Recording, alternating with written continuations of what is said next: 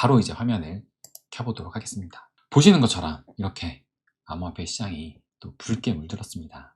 우리 입장에서는 좀 초록의 이 상승의 그 기운을 느껴야 조금 입꼬리도 올라가고 하는데 붉게, 근데 이제 붉고도 더 이제 짙붉게 물든 것이 좀 더 가슴이 아프죠. 5%가 넘는 하락이 나오게 되면 이렇게 좀 더 이렇게 짙어지거든요. 비트코인이 5%가 넘지 않아서, 뭐 5%가 아니지만 마이너스 4.5니까 거의 5%죠. 그래서 약간 좀 선홍색이지만 다른 알트들은 지금 아주 짙은 붉은색을 보이고 있습니다. 왜 이럴까? 제가 썸네일에도 오늘 이제 혼돈의 한 주가 시작된다 라고 말씀을 드렸는데, 그만 하나하나씩 또 살펴보도록 하겠습니다. 일단 단기 흐름부터 보시게 되면 이제 FOMC 1월 달에 있었던 FOMC 이후로 하락 추세를 벗어나긴 했어요. 그죠? 근데 강한 상승이 아니라 지금 시간의 힘 밀어내기로 해서 이 박스권을 계속 지금 가고 있다가 오늘 하락으로 해가지고 지금 박스권 하단을 이탈을 했습니다. 이탈을 했다.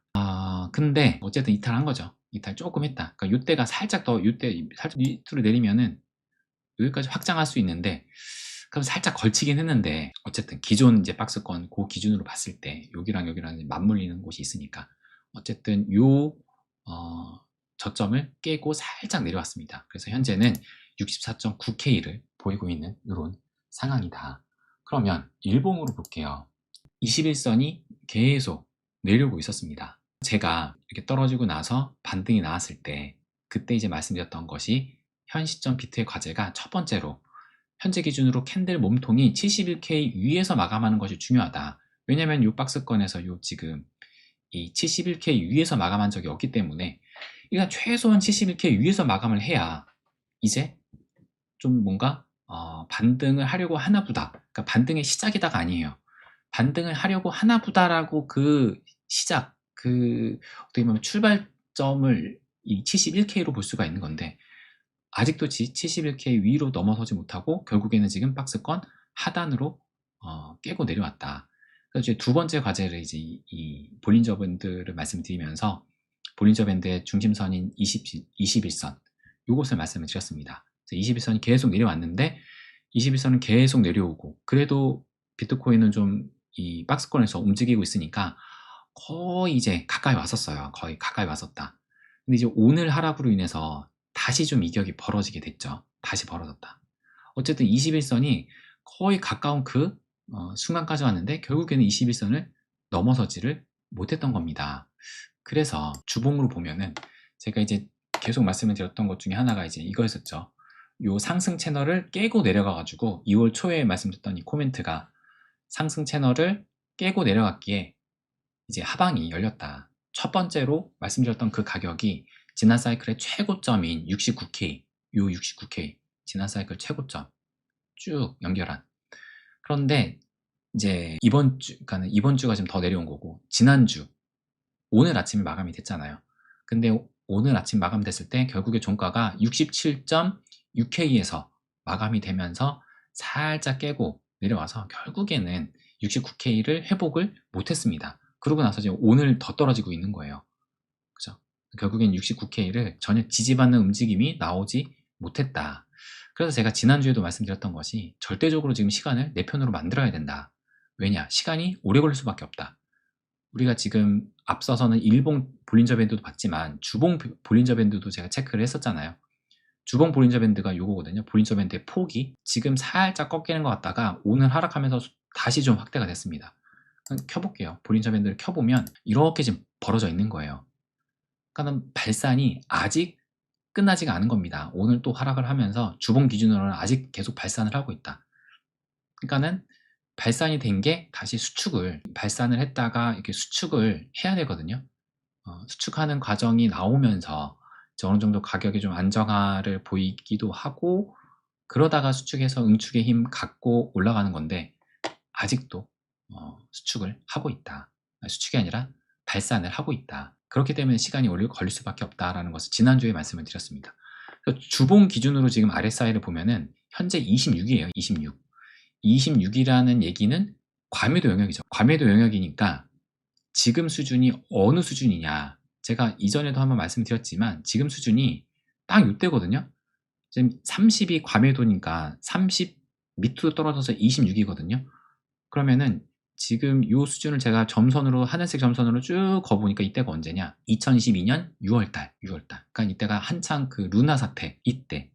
그때 이제 공포에 그 떨었던 그때하고 지금 똑같은 상황이고, 이때 이후로는 언제냐? 2018년도. 2018년도 이때가 12월 달. 그러니까 지금 이 볼린저 밴드 이걸 꺼볼게요. 이때 이렇게 이만큼 폭락하고 나서 한 번 더 이때도 크게 하락을 했었거든요. 이때 수준이고, 이때보다도 지금이 조금 더 떨어지긴 했어요. 근데 어쨌든 이때도 과매도 영역으로 진입했던, 그리고 이때하고도 지금 딱 맞물렸는데 이때는 제가 코인 투자를 하기도 전이에요. 2015년도. 그러니까 없어요. 지금 얼마 없다. 그 초창기 이때는 뭐 제외한다 하더라도 요때하고 2015년도하고 요때는 터치를 하지도 않았고, 2018년. 근데 어쨌든 또 크게 하락을 했었던 그때고, 그 다음에 2022년도. 그러니까 지금 코인 역사상 주봉으로 이렇게 빠진 적이 요때는 터치도 안 했으니까 딱 보면은 터치한 적이 요때랑 요때밖에 없습니다. 2015년도하고 2022년도. 그만큼 지금이 좀 유별난 그런 극도의 지금 과매도 구간이다라고 볼 수가 있는 거예요. 그러면은 그 정도인데 바닥일까? 라고 봤을 때, 그럼 이때가 어땠는지 볼게요. 2022년 루나 사태 때잖아요. 근데 우리가 기억을 하듯이 진짜 바닥은 2022년 11월 FTX 사태 때 나왔습니다. 그럼 보면은 이때 주봉 기준으로도 이때 바닥을 찍고 살짝 올라가긴 했어요. 살짝 올라가긴 해가지고 다시 FTX가 터졌을 때 이때 그 주봉 기준으로 RSI가 다시 밑으로 떨어지지는 않았던 겁니다. 근데 어쨌든 과매도 영역 그 부근에 있긴 했어요. 그런데 일단 RSI 기준으로 봤을 때 이때 6월 달이 더 낮았었다. 그러니까는 실제 가격, 바닥 가격과 주봉 RSI가 바닥이었을 때하고는 살짝 괴리가 있는 거죠. 2022년도에는 그렇습니다. 그럼 이때는 어땠느냐? 2018년. 이때도 지금 RSI가 바닥을 찍었었잖아요. 근데 보시는 것처럼 실제 가격도 이 부근에서 바닥을 찍긴 했어요. 그러니까 이때는 거의 일치했다. 주봉 RSI가 바닥이었을 때 실제 가격도 바닥이었습니다. 그러면 우리가 조금 전에 봤었던 2015년도, 제가 코인 투자하기 전이었어요. 이때는 어땠느냐? 이때도 이제 주봉 기준으로 RSI가 지금 수준만큼 떨어졌었는데 실제 가격도 이때가 지금 보니까 딱 바닥이잖아요. 그러니까 실제 주봉 RSI 과매도 영역일 때랑 가격이랑 어느 정도 일치를 했었다. 둘 다 같은 바닥권을 보였었다. 그러니까 지금 달랐던 곳은 2022년도 같은 경우는 RSI가 이때가 6월 달이 더 낮았지만 실제로는 11월 달이 FTX 사태가 터지면서 이제 찐 바닥 가격이 나왔던 겁니다. 그럼 이걸로 우리가 추정해 볼 수 있는 것은 어쨌든 주봉 RSI가 바닥을 찍었을 때는 어느 정도 바닥권은 맞아요. 왜냐면은 우리가 전에 봤었던 2018년도나 15년 때는 주봉 RSI가 바닥을 찍었을 때 실제 가격도 바닥을 찍었으니까. 근데 2022년은 달랐잖아요. 근데 이때는 그럼 왜 그랬을까 본다면 어쨌든 FTX 사태라는 일이 터졌었잖아요. FTX 사태라는 일이 터졌었다. 그러니까 뭔가 전혀 예상치 못했던 이런 일이 터진다면은 가격은 바닥으로 갈 수도 있는 거다. 더 실제로 바닥을 다시 찍을 수도 있는 거다라고 볼 수도 있을 겁니다. 근데 이제 이것이 이제 찐 바닥이었고 몇 주 지나고 나서 이제 상승이 나왔었죠. 그러니까는 앞으로 무슨 일이 일어날지는 아무도 몰라요.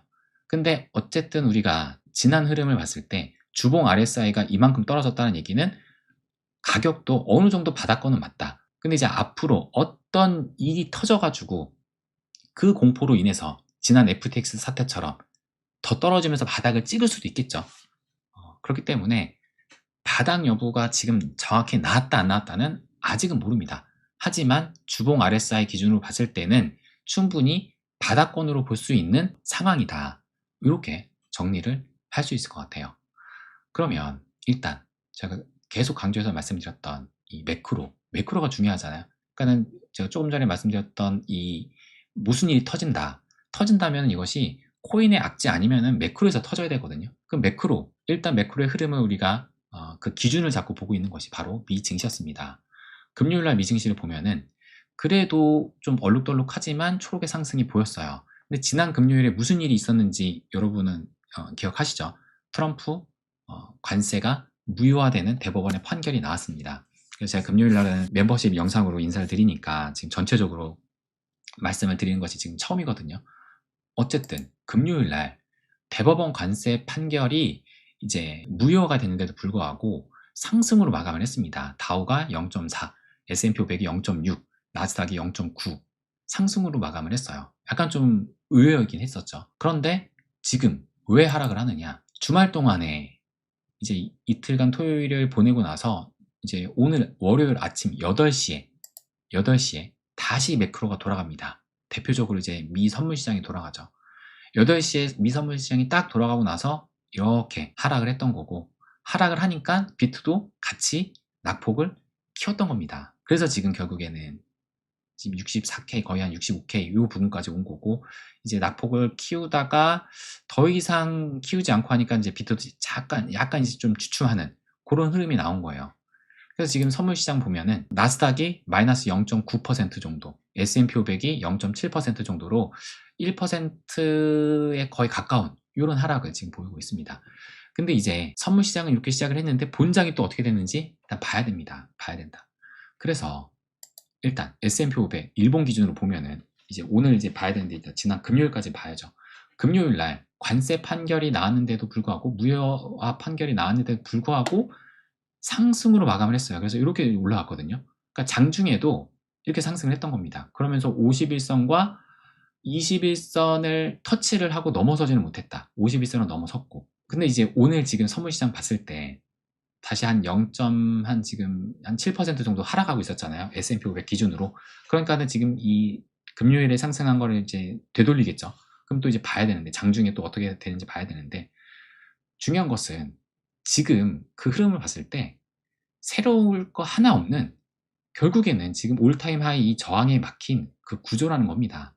그러니까 지금 코인이 계속 부진하고 하는 게 지금 작년 10월달 이후로 나서, 작년 10월달 나스닥으로 보면 조금 더 보기 쉬운데 작년 10월달 이때 고점을 찍고 나서 여태까지 지금 넘지 못하고 이렇게 흐르고 있잖아요. 코인도 작년 10월에 고점 찍고 이제 줄줄줄 세고 있는 거죠. 제가 계속 말씀드렸던 딱 요 그림, 올타임 하이를 두고 나서 저항에 막혀서 여기에서 지금 올라가지 못하고 지지부진하는 사이에 비트코인은 계속 이제 흐르고 있는 겁니다. 그래서 지금 딱히 이것을 코인만의 문제가 아니다.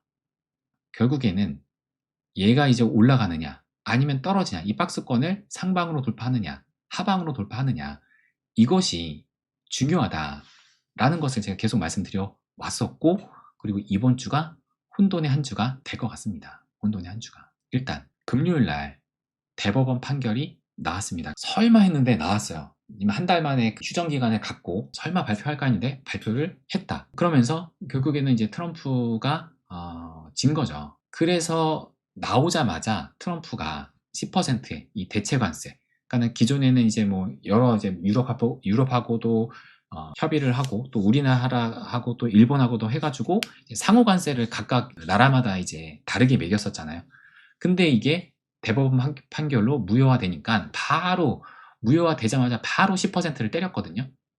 대체 관세, 이제 보편 관세를 해가지고 때렸는데, 근데 이제 또 주말 동안에 하루 뒤에 다시 15%를 또 올렸습니다. 금요일 관세 무효 판결에도 일단 미 증시는 상승을 했었어요.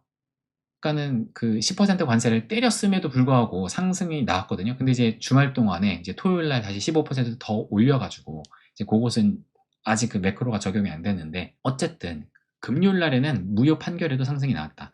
중요한 것은 이것이 앞으로 어떻게 해석이 될 것이냐 라는 거거든요. 그래서 제가 이 판결이 나왔을 때 저희 멤버십 텔방에도 말씀을 드렸습니다. 트럼프가 꺼내든 대체 카드의 불확실성이 짙어진 시장. 그래서 뭐 지금 10%뭐 관세 부과 다시 또 하겠다 막 이 얘기 나왔잖아요. 그래서 말씀을 드렸던 것이 요거였어요. 모든 것에는 양면이 있습니다. 단순 관세 무효화가 되었다고 이것이 악재로만 해석될 할 수 있는 것은 아니다. 일단 트럼프 마음대로 정책을 휘두를 수 없다는 것이 증명되었으니 호재로 볼 수도 있고, 미 정부가 다시 관세 환급을 해줘야 하니 기업들에게 돌려주는 자금이 다시 시장의 유동성을 공급할 수 있다라고 해석할 수 있으니까 호재로도 볼 수 있는 거다. 그러니까 코에 걸면 코걸이, 귀에 걸면 귀걸이다. 그래서 결국 시간이 지나봐야 정확히 이것이 호재였는지 악재였는지 알게 된다라고 말씀을 드렸습니다. 그래서 일단 오늘 지금 현재는 또 하락이 나오고 있잖아요. 그러니까는 금요일에는 상승이 났다가 다시 오늘은 하락이 나오고 있고, 시장은 논리적으로 흐르지 않습니다. 어쨌든 관세도 이제 매크로 쪽으로 영향을 미칠 수밖에 없을 텐데 과연 이것이 어떻게 작용을 할지 지켜봐야 된다. 근데 저는 개인적인 관점을 조금 더 말씀을 드리면, 이 관세 때문에 다시 작년 4월 달처럼 막 그 큰 폭락이 나오고 이렇게 완전 불확실성에 쉽싸이는 그런 흐름으로 가기에는 좀 어렵지 않나 생각이 됩니다. 왜냐면 어쨌든 그때 이후로 해가지고 지금 뭐 유럽하고도 뭐 우리나라, 일본하고도 다 이제 무역 그 합의를 어느 정도 봤잖아요. 그런 상황에서 지금 대법원 판결이 나왔는데, 지금 나오는 그 기사 보니까 유럽도 일단은 합의된 걸로 생각하고 가겠다라고 하고, 우리나라도 뭐 그렇게 얘기를 하고, 뭐 일본이야 뭐 워낙 친미니까 뭐 미국이 하자는 대로 일본은 따라갈 가능성이 높고, 봤을 때 이것 때문에 다시 뭔가 판이 다시 또 짜야 되고 이런 흐름으로는 가지 않을 것 같다. 물론 불확실성이 남아있지만 이것이 뭐 크게 적용하기보다는, 저는 이거보다는 다른 지금 매크로 요인들이 산적해 있습니다. 일단 제가 말씀드렸던 이번 주 어떻게 보면 가장 중요한 게 이거거든요. 엔비디아 25일날 엔비디아 실적 발표, 오늘이 23일이죠 25일이 이 미국 시간이고 우리나라 시간으로는 26일날 아침 이제 6시 이후가 될 거예요. 미증시 장 마감 후에 발표가 되기 때문에, 그래서 엔비디아 실적이 굉장히 중요하다고 봅니다. 그래서 엔비디아 실적 발표 후에 어떻게 시장이 움직이느냐, 그거에 따라서 다시 상승의 점화가 되느냐, 아니면은 미증시가 본격적으로 조정 국면에 돌입하느냐, 이것이 결정될 가능성이 커 보인다. 그러니까 지금 박스권에서 계속 움직이고 있었잖아요. 이걸 통해서 상방 돌파냐 하방 돌파냐가 결정될 가능성이 좀 높지 않을까 보고 있는 겁니다. 어쨌든 25일 날 제가 이제 2월 14일 날 나온 이 기사를 말씀드리면서 엔비디아가 크게 저평가되고 있어서 저가 매수의 기회다라는 이런 지금 내러티브를 형성하는 게 우리한테는 좀 긍정적이다 라고 말씀드렸죠. 이제 25일 날 실적 발표가 되면 과연 어떻게 나오는지 지켜봐야 된다. 현재 엔비디아가 지난 금요일 날 1% 상승을 했어요. 그런데 지금 현재 선물 시장에서는 다시 0.8% 빠지고 있습니다. 그러니까는 상승했던 만큼 뭐 전부 다 되돌리는 건 아니지만 어쨌든 거의 비슷한 수준으로 다시 빠지고 있죠. 그러니까는 실적 발표 앞두고 나서 그 전까지는 크게 움직이지 않은 듯하다. 그러니까 지금 이게 엔비디아입니다. 엔비디아도 마찬가지로 이 박스권에서 움직이고 있다는 것을 말씀을 드렸고, 지금 그래도 21선, 51선 위에서 움직이고 있긴 한데 다시 또 빠질 거니까 요 지금 부분에서 현재 지금 엔비디아가 11% 정도 상승을 해야 올타임 하이까지 가거든요. 10% 이상 상승을 해야 되니까 갈 길이 아직 멉니다. 그래서 제가 계속 말씀을 드렸던 엔비디아를 비롯한 AI 관련주들이 제대로 반등세를 보이고, 그것 때문에 S&P 500과 나스닥이 새로운 역사를 쓸 때 비트코인도 찐 반등장으로 갈 수 있다. 아직 때가 안 된 겁니다. 그래서 엔비디아 일단 실적 발표 이번 주 우리나라 시간으로는 26일 아침을 봐야 되고, 또 하나는 이겁니다. 트럼프 이란의 핵 포기 시한 제시, 열흘에서 보름이 거의 최대다 라는 것이 이제 금요일날, 제가 지난 금요일날 멤버십 그 영상 말씀드렸을 때 이 자료 말씀드렸던 거거든요. 지정학적 불확실성은 미사일 발사 전까지 최고조에 이를 것. 그러니까 트럼프가 이제 미사일 발사하기 전까지는 최고조에 이를 것 같다. 그러니까 주말 보통 이제 트럼프가 그래도 금융시장에 신경을 쓰는 인물이잖아요. 우리가 아시다시피 엄청 신경 쓰잖아요. 그렇기 때문에 이제 주말에 그 전쟁을 일으키는 경향이 좀 있거든요. 충격을 덜 받게 하려고 대신에 이제 빨리 끝내죠. 그때 베네수엘라도 딱 주말 동안에 이제 딱 마두로 체포해가지고 빠져나왔었고, 21일, 22일 날 첫 주말이었는데 아무 일 없었습니다. 23일 날 올림픽 폐막, 오늘이었어요. 오늘 새벽에 올림픽이 폐막이 됐습니다. 이제 끝났어요. 그러니까 올림픽이 평화의 상징이잖아요. 그러니까는 올림픽 기간에 전쟁을 할 가능성이 좀 낮죠. 왜냐면 더구나 미국인데, 미국이 올림픽 기간에 전쟁을 할 가능성은 아무래도 이제 비난의 빌미를 또 작용할 수 있으니까 아무래도 좀 낮다 봤는데, 결국엔 아직 하지 않았고 25일 날 엔비디아 실적 발표, 그 다음에 이제 돌아오는 주말이 28일, 29일입니다. 토요일, 일요일 두 번째 주말인데, 그래서 개인적으로는 다음 주말이, 그러니까는 이제 지났지만 다음 주말 28일, 29일이 유력하지 않을까라고 말씀을 드렸어요. 그런데 실제로도 그럴 가능성이 커 보입니다. 이제 이게 오늘 나온 기사거든요. 미국과 이란이 26일 협상을 재개한다. 근데 이란 이 외무장관이 신속 합의가 가능하다라고 22일 날 지금 이 기자회견을 했더라고요. 기자회견인지 인터뷰인지 했더라고요. 그러니까 지금 이란이 합의한 초안을 마련 중에 있다고 합니다. 미국의 당국장은 마지막 협상의 기회다. 근데 이란의 외무장관도 미국이 공격하면 미군 기지를 타격을 하겠다. 그러면서도 핵농축 포기는 불가하다라고 했어요. 그러니까 미국은 지금 이제 이란 너네가 핵에 대해서 완전히 손을 떼라를 지금 요구하고 있는 건데 핵 농축의 포기는 불가하다. 그럼 과연 어떻게 될지 이제 봐야 되죠.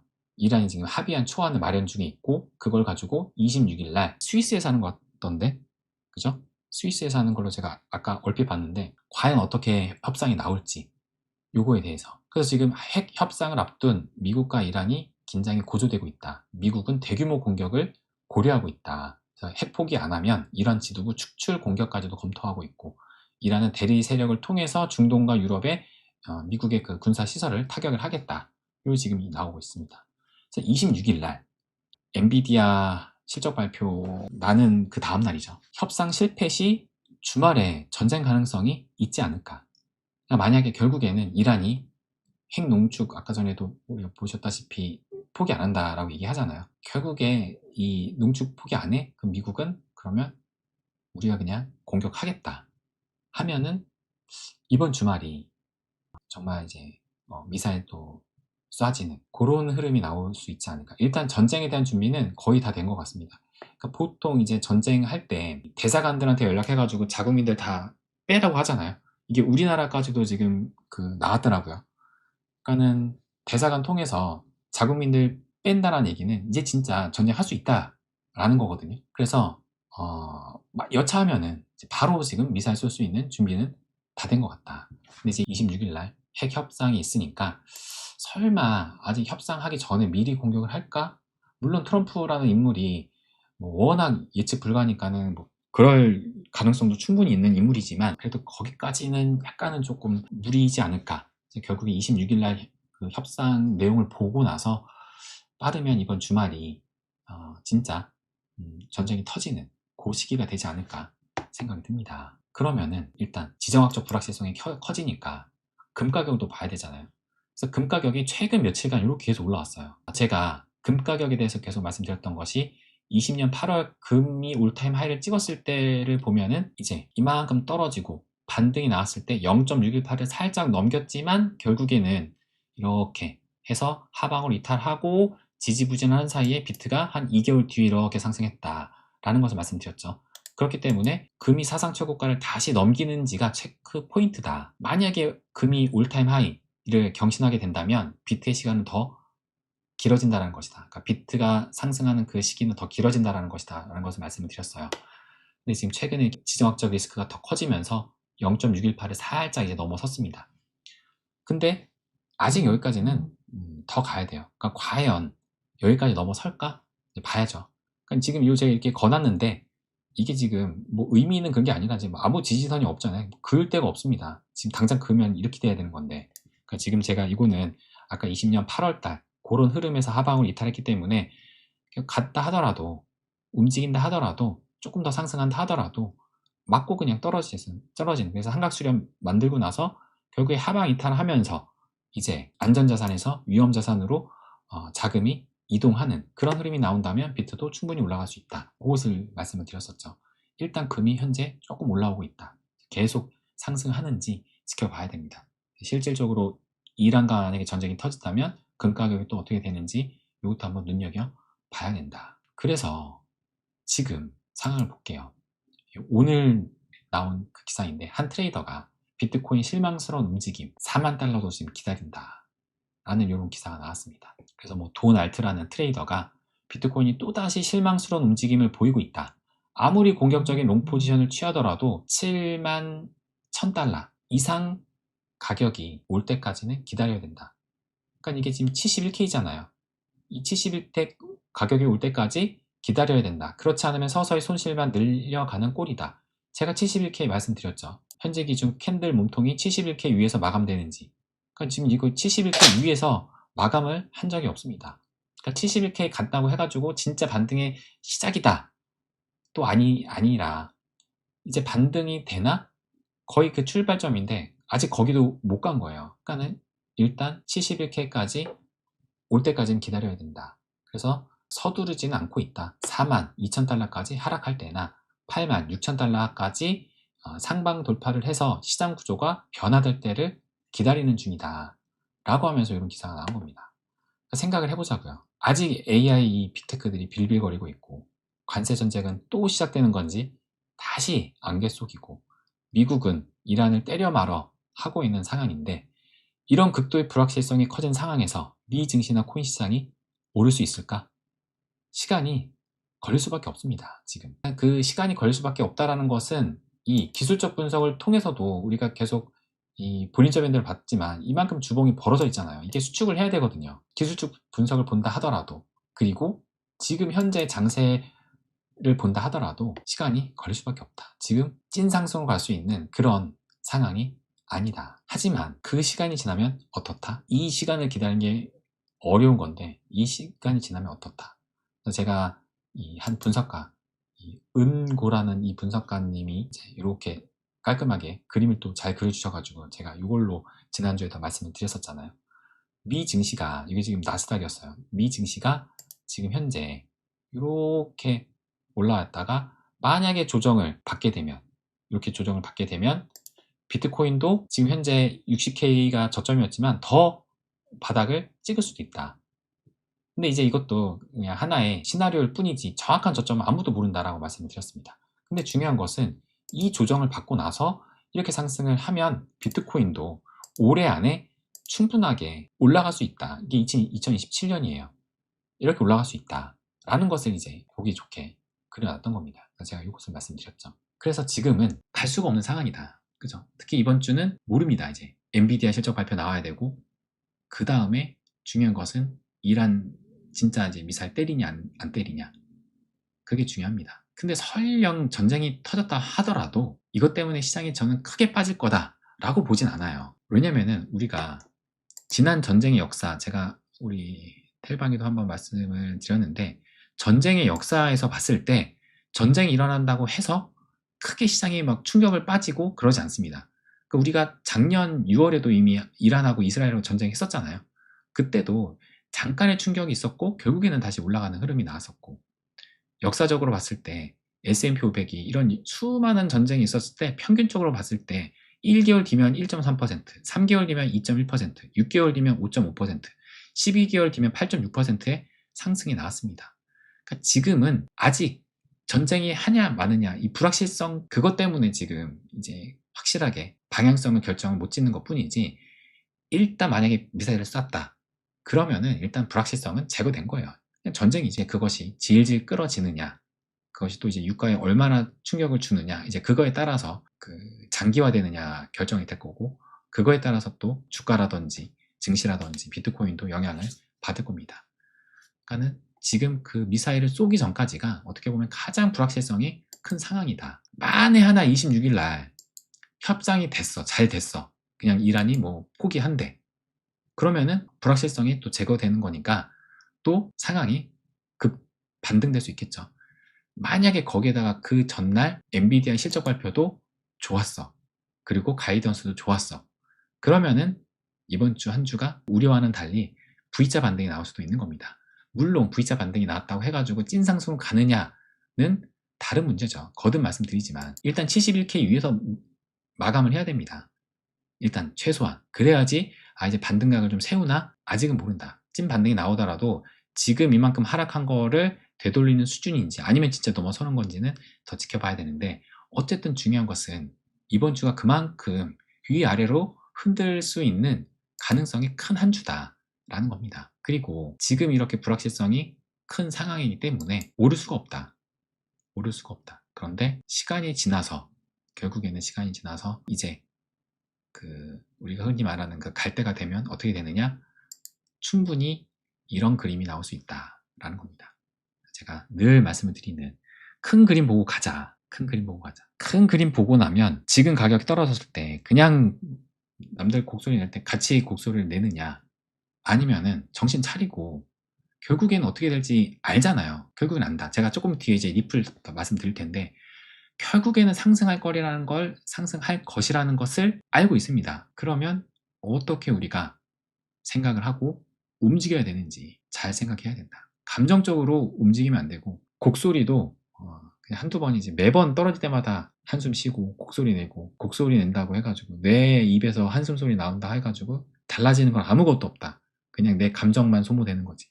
잘 생각해야 됩니다. 현명하게. 그래서 큰 그림 보고 가자라는 것을 마지막으로 말씀을 드리고 싶습니다. 그러면 채팅창 금방 보고 리플 바로 시작을 할게요.